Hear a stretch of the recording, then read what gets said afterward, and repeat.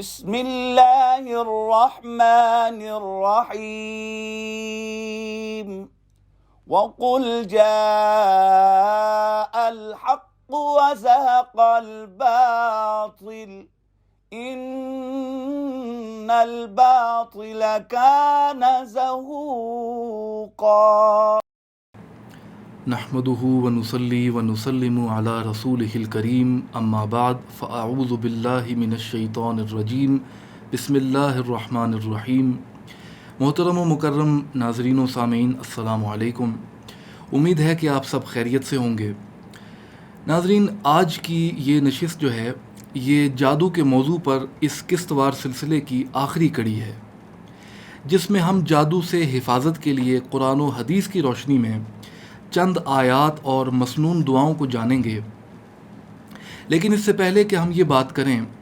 میں ایک بات کہنا چاہتا ہوں جو ہم سب کو سمجھ لینی چاہیے اور جو بہت ضروری ہے۔ وہ یہ ہے کہ جادو کرنے والا شخص جو ہوتا ہے، جب شرکیہ یا کفریہ کلمات کہتا ہے تو وہ دائرہ اسلام سے نکل جاتا ہے اور اس کا اسلام سے کوئی تعلق نہیں بچتا۔ ایک حدیث مبارکہ میں ہے کہ جو شخص کسی قیافہ شناس یا نجومی کے پاس گیا اور اس نے اس کی بتائی ہوئی بات کی تصدیق کی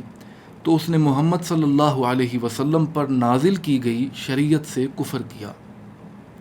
اب آپ خود بتائیے کہ اگر نجومیوں اور اس طرح کے کام کرنے والوں کے پاس جانے والے شخص کے متعلق اتنا سخت حکم ہے تو وہ شخص جو خود یہ کام کرتا ہے اس کی کتنی سخت گرفت ہوگی۔ ہم میں سے کتنے لوگ ہوں گے جو زندگی کی مشکلات سے تنگ آ کر نجومیوں اور مستقبل کی خبریں دینے والوں کے پاس جاتے ہیں، صرف اس امید پر کہ وہ کوئی اچھی بات کر دے گا اور ان کے دل کو اطمینان حاصل ہو جائے گا۔ لیکن ناظرین کرام، تعلیمات اسلامیہ کی روشنی میں ہمیں یہ معلوم ہوتا ہے کہ ایسے لوگوں کے پاس جانا اور ان کی کہی ہوئی بات کو اس کو سچ جاننا، مکمل طور پر اس کو سچ جاننا، ایمان ضائع کر دینے کے مترادف ہے۔ اب تک ہم نے ناظرین کرام جادو کے موضوع پر جتنی گفتگو کی ہے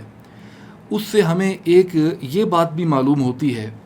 کہ جادو بھی دوسری بیماریوں کی طرح ایک بیماری ہے جو قابل علاج ہے۔ سیدنا ابو سعید خدری رضی اللہ تعالی عنہ سے مروی ہے کہ حضور علیہ الصلاۃ والسلام نے ارشاد فرمایا کہ بلا شبہ اللہ تعالیٰ نے جو بھی بیماری نازل فرمائی ہے اس کے لیے اللہ نے دوا بھی نازل فرمائی ہے، سوائے موت کے، کہ موت جو ہے اس سے مستثنا ہے۔ جس طرح اگر ایک انسان کسی شخص کو بخار ہو جائے تو ڈاکٹر حضرات اس کو دوا دیتے ہیں اور اللہ کے فضل و کرم سے اس انسان کو شفا حاصل ہو جاتی ہے، بالکل اسی طریقے سے جادو بھی ایک ایسی بیماری ہے جس کی دوا اور جس کا علاج جو ہے اللہ جل شانہ کا پاک کلام یعنی قرآن مجید اور ہمارے نبی کریم صلی اللہ علیہ وسلم کی تعلیم فرمائی ہوئی دعائیں ہیں۔ سب سے پہلے ناظرین کرام، ہم قرآن کریم کی ان آیات کو جانتے ہیں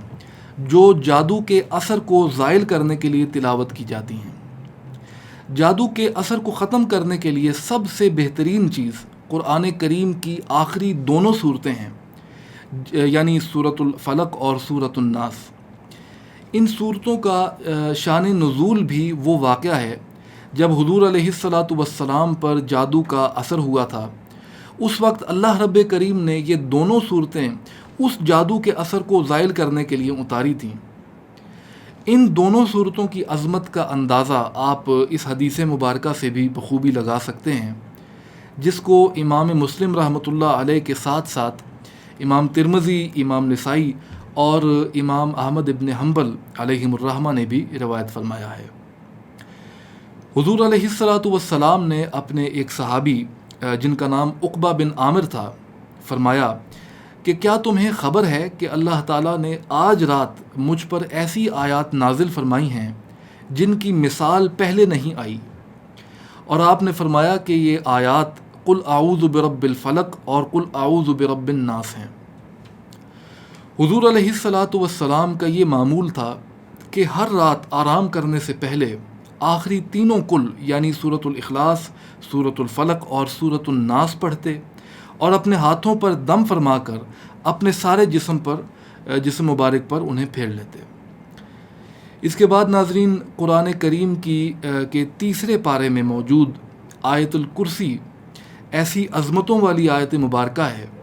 جس کی تلاوت کرنے سے انسان مکمل طور پر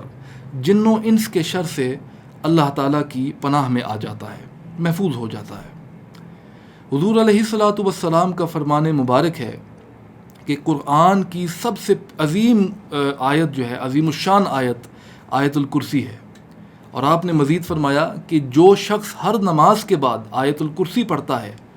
اس کے فوت ہونے کے بعد جنت میں داخل ہونے سے اسے کوئی نہیں روک سکتا۔ اسی طریقے سے سورۃ الفاتحہ، سورۃ البقرہ، سورۃ طٰہٰ، سورۃ اعراف اور سورۃ یونس میں موجود آیات سحر جو ہیں، یعنی جادو کے متعلق آیات جو ہیں، وہ بھی جادو سے حفاظت کے لیے نہایت مفید ہیں۔ یہ ناظرین اختصار کے ساتھ قرآن کریم کی چند صورتوں کے متعلق ہم نے بات کی،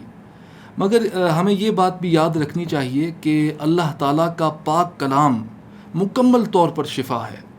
اسی لیے ہمیں تلاوت قرآن پاک کو اپنا معمول بنا لینا چاہیے تاکہ ہم ہر وقت اللہ کے کلام کی حفاظت میں رہیں۔ اب جب ہم احادیث مبارکہ کی طرف توجہ کرتے ہیں تو ہمیں بہت سی ایسی مسنون دعائیں ملتی ہیں جن کو پڑھنے سے جادو کا اثر ختم ہو جاتا ہے۔ صحیح مسلم شریف کی ایک روایت ہے کہ ایک مرتبہ نبی کریم صلی اللہ علیہ وآلہ وسلم بیمار ہوئے اور عیادت کے لیے جبرائیل علیہ السلام حاضر ہوئے۔ انہوں نے عرض کی کہ یا رسول اللہ، کیا آپ بیمار ہیں؟ آپ نے فرمایا ہاں۔ تو جبرائیل علیہ السلام نے یہ 3 مرتبہ پڑھ کر دم کیا کہ بسم اللہ ارقیکا من کل شیء یؤذیکا من شر کل نفس او عین حاسد اللہ یشفیکا بسم اللہ ارقیکا۔ اس کا ترجمہ یہ ہے کہ میں اللہ کا نام لے کر آپ کو دم کرتا ہوں ہر اس چیز سے جو آپ کو اذیت دے، اور ہر نفس کے شر سے اور حاسد کی نظر سے۔ اللہ آپ کو شفا دے، میں اللہ کا نام لے کر آپ کو دم کرتا ہوں۔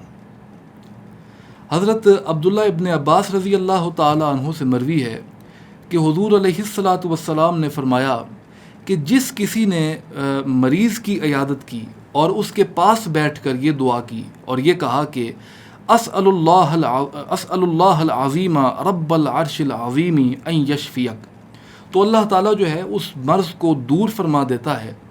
اگر اس مریض کی موت کا وقت نہ آیا ہو تو۔ ناظرین کرام، ایک مسلمان ہونے کی حیثیت سے ہمیں شرعی احکامات پر عمل پیرا ہو کر اپنے آپ کو اللہ تعالیٰ کی حفاظت میں رکھنا چاہیے۔ پاک صاف رہنا، باوضو رہنا، نماز کی پابندی کرنا، تلاوت قرآن مجید کرنا، کثرت کے ساتھ استغفار کرنا اور اللہ تعالیٰ سے دعا کرنا، یہ سب وہ کام ہیں جن سے ہم ہر قسم کے شر سے اپنے آپ کو محفوظ کر سکتے ہیں۔ عموماً دیکھنے میں آتا ہے کہ لوگ یہ سمجھتے ہیں کہ جادو کا علاج جادو سے ہی کیا جا سکتا ہے، جبکہ ایسا ہرگز نہیں ہے۔ اکثر یہ سننے میں آتا ہے کہ ایک شخص جس پر واقعی جادو ہوا ہے وہ اپنے علاج کے لیے غلط طریقہ اپناتا ہے اور جھوٹے عاملین اور جادوگروں کے پاس چلا جاتا ہے، جبکہ ناظرین اس کو کیا کرنا چاہیے؟ اس کو یہ کرنا چاہیے کہ اپنا علاج شریعت اسلامیہ کی روشنی میں رہ کر کرے، قرآنی آیات اور مسنون دعاؤں سے اپنا علاج کرے، نہ کہ ایسے جھوٹے لوگوں کے پاس چلا جائے جو اس کی مصیبت کو کم تو نہیں کرتے بلکہ اس کی مصیبت میں مزید اضافے کا باعث بنتے ہیں۔ اللہ تعالیٰ سے دعا ہے کہ اللہ ہمیں ہر قسم کے شر سے اپنی حفظ و امان میں رکھے۔ جو لوگ جادو جیسے برے کام میں ملوث ہو چکے ہیں، اللہ تعالیٰ ان کے دلوں کو ایمان کے نور سے منور فرمائے اور ان کو ہدایت عطا کرے۔ اللہ تعالیٰ ہم سب سے راضی ہو، آمین، بجاہ سید المرسلین۔